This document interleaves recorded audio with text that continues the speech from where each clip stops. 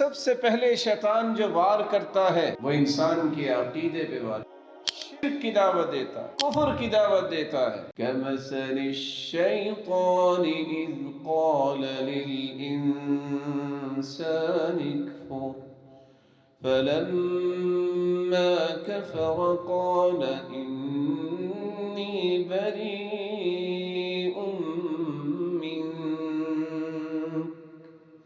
إِنِّي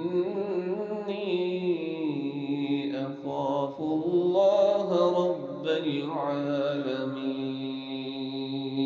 پہلے تو شیطان وسوسہ ڈالتا ہے کہ تم کافر ہو جاؤ، تم خود ہی تو فیصلے کرتے ہو، تمہاری اپنی ہی تو صلاحیت۔